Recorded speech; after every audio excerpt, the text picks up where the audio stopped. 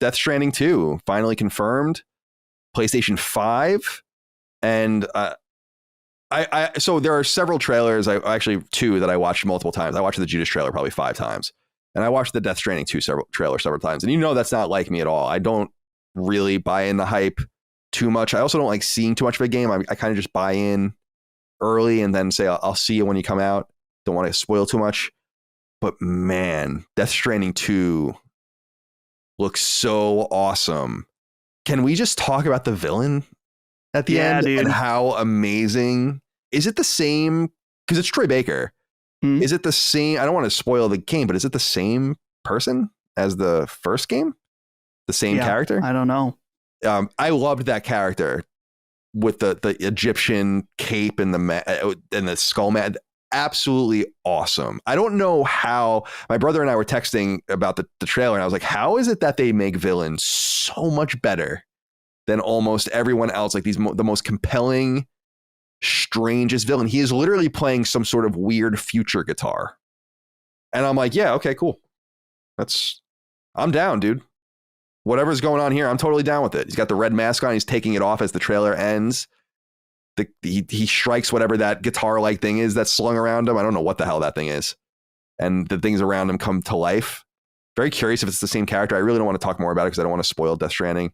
But 2 things about it. Number 1, makes me want to go play Death Stranding again. We probably have a couple of years until this game comes out, I would imagine. Maybe even more than that, because he noted actually that he rewrote the entire game during the pandemic. I imagine that affected development a wild amount, maybe not. But there's this inkling that I definitely have to play Death Stranding again before it comes out. I'll play the PS5 version. So I'll definitely do that. But the second thing is that it's just, we see so many games and so few of them are truly interesting and truly on a different level, a different plane of video game. Death Stranding was a revelation. Really, really special game. A game that actually grows in esteem the more time goes on for me. Because you play more and more games and you realize, wow, a lot of things just don't bring anything fresh at all.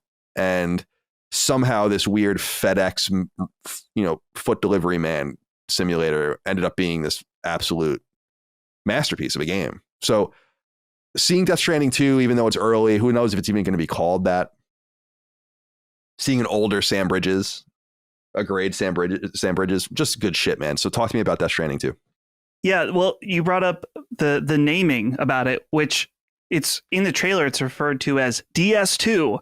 And when they were on stage, it was referred to as DS2. And then I believe, I just want to make sure. It says working title on their website. Yeah, well, the working title.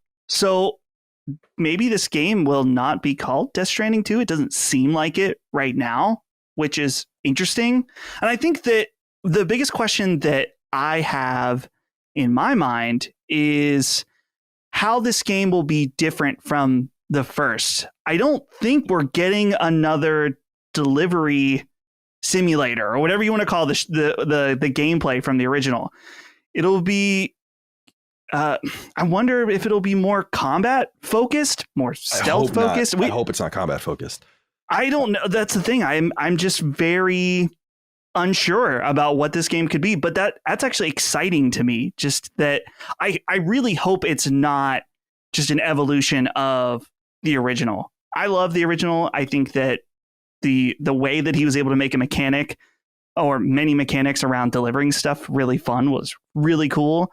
But obviously this man is a huge creative force, and whatever he does, I'm in for. But this game, definitely a lot of intrigue, a lot of mystery. I'm really curious what Chris thinks too, since this is the game. What's funny about Death Stranding is this is, I think, the Sacred Symbols game where all 3 of us have the same level of love and admiration for it. So it's a very special game for our show, and this is one that is going to be fun to continue to talk about and speculate, and then eventually play together and talk and discuss. Yeah, that's a great point. I never really think about that, but we are so different, and I'm a little jaded for sure. I've been just playing covering games for so long. I think I just had, I'm a little worn out for sure, no doubt.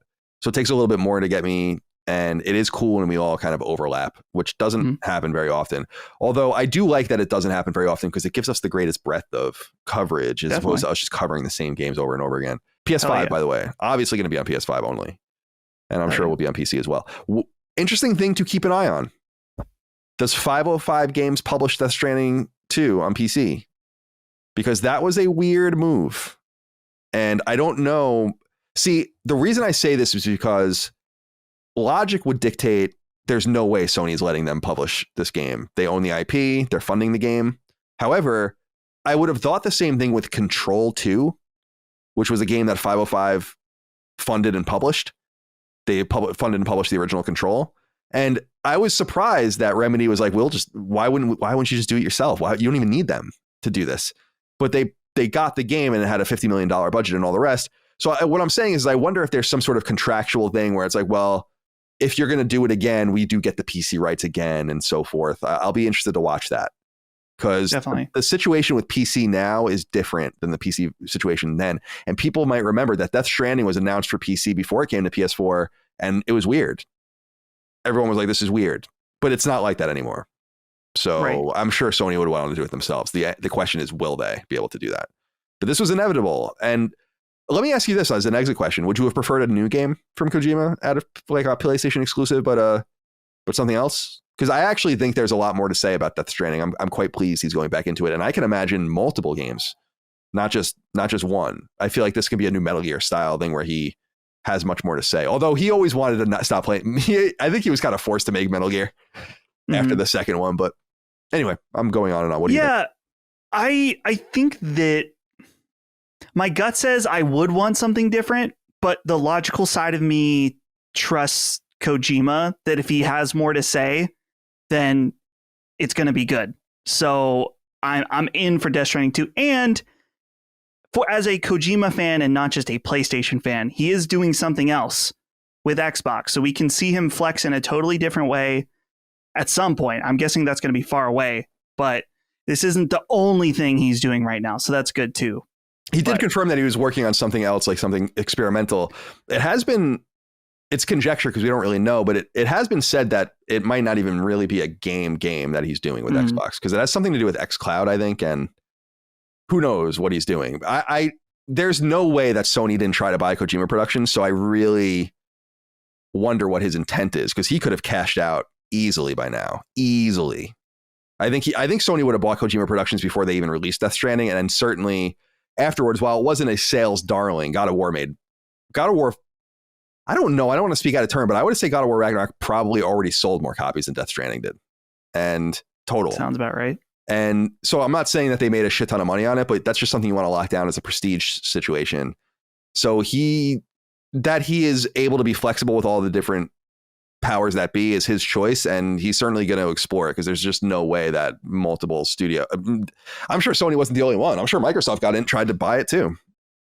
That's one of the rare things where I often think you don't need to buy the cow, but if you can buy Kojima, if you can buy Levine, you have Druckmann, a few others, Miyazaki, Kazunori is already under Sony as well. Like just some of these auteur style, really long time creative directors or creative visionaries, you definitely want to try to lock them down if you can. And very few of them are locked down. I was surprised when it really goes to show you how, and this is a bit of a digression, but it's interesting that things didn't go very well with Irrational and BioShock Infinite and Ken Levine. It took a long time to make. There's a lot of animosity behind the scenes, but it goes to show you in what regard they held him because they just let him found a new team, which is very unusual because I think they just realized, well, he's just going to go to someone else. Like Ken Levine can literally go wherever he wants. So I think we're going to see more Kojima. I just hope he rejects that. He's got to do what makes him happy, but I hope he rejects this inclination that seems to be in him that he wants to do something else. I hope he realizes that he needs to keep making games, that it's very important that he remain in the space and don't get distracted by that other shit. That's a step down for you. Don't get caught up in that. All right.